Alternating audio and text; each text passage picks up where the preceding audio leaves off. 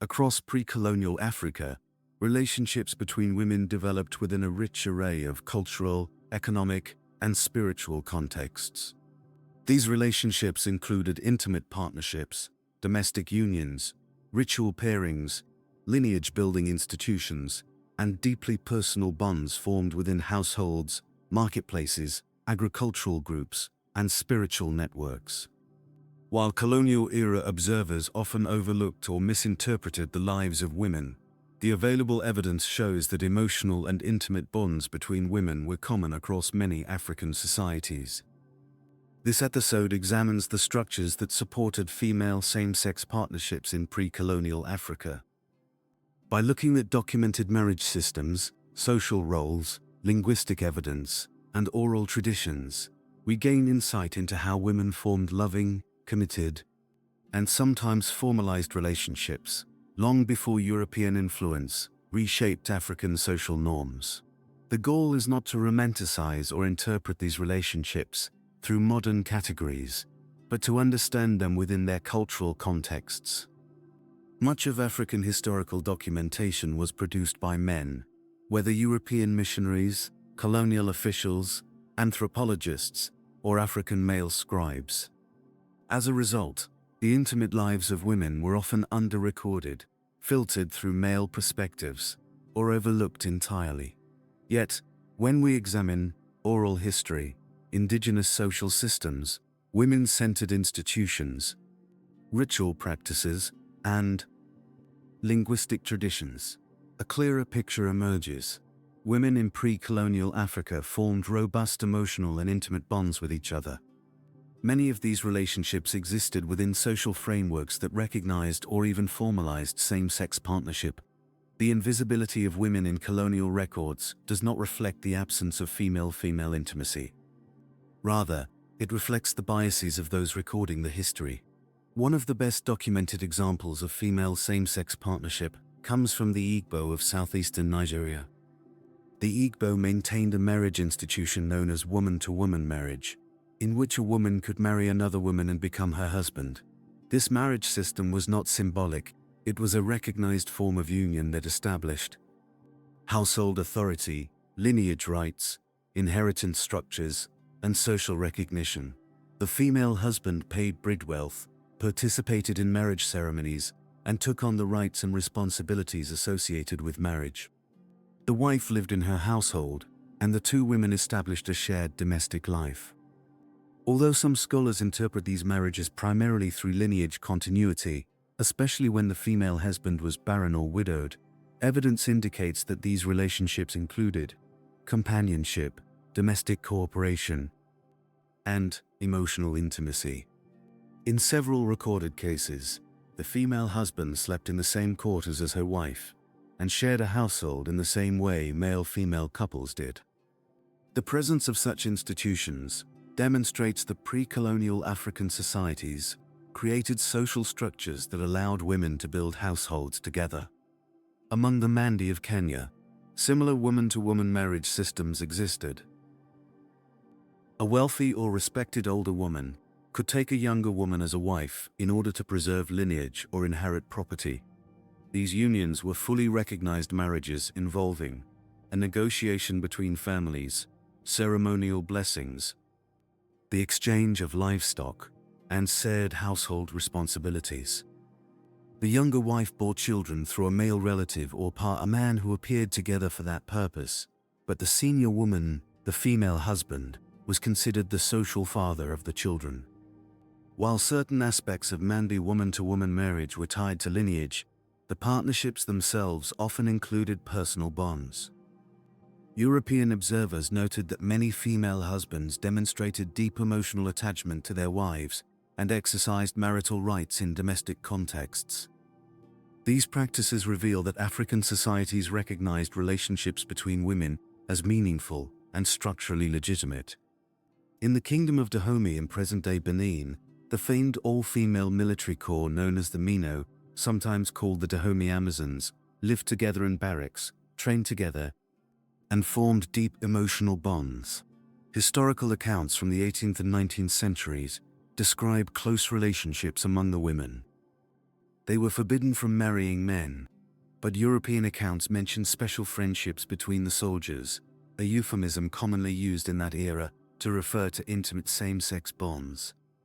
Because male observers were prohibited from entering female barracks, the details of these relationships were never recorded directly. Yet the structure of the Mino community, insulated, intensely bonded, and exclusively female, makes it clear that women formed lifelong attachments, some of which included romantic or intimate elements. The Mino example illustrates how female same-sex intimacy could emerge in environments where women held autonomy and authority. The Yoruba of West Africa maintained extensive market systems dominated by women. Market guilds, merchant houses, and women's associations created social networks in which women lived, traveled, and worked together. Within these structures, older female merchants often took younger women under their mentorship. Some of these partnerships developed into long-term domestic relationships involving cohabitation, shared economic resources, ceremonial cooperation, and emotional intimacy. Yoruba oral traditions include references to female companionship bonds that carried deep significance, sometimes described in affectionate terms that European observers struggled to interpret. The Yoruba also maintained spiritual traditions in which women served as priestesses or devotees of orishas associated with feminine and fluid power. These spiritual communities created further spaces for intimate female relationships. On the Swahili coast, stretching across modern-day Kenya, Tanzania, and Zanzibar, women's domestic and economic autonomy created an environment in which female companionship thrived. Swahili urban households often included widows, wealthy merchant women, domestic companions, and female servants. European travelers in the 19th century observed long-term partnerships between women who lived together, shared resources, and described each other in affectionate terms.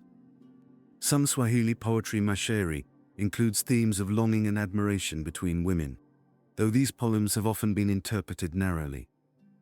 When contextualized within Swahili cultural life, they reflect emotional bonds that go beyond friendship. The presence of such relationships indicates a cultural foundation for women's intimacy that predates colonial influence. In southern Africa, evidence of female same-sex intimacy emerges from Basotho traditions, Zulu and Xhosa women's associations, Herero domestic structures, Nama pastoralist communities. Among the Basotho, women formed relationships known as motsoale, intimate friendships that often included deep emotional commitment and, in some cases, physical intimacy. These partnerships were recognized as socially significant and sometimes lasted a lifetime.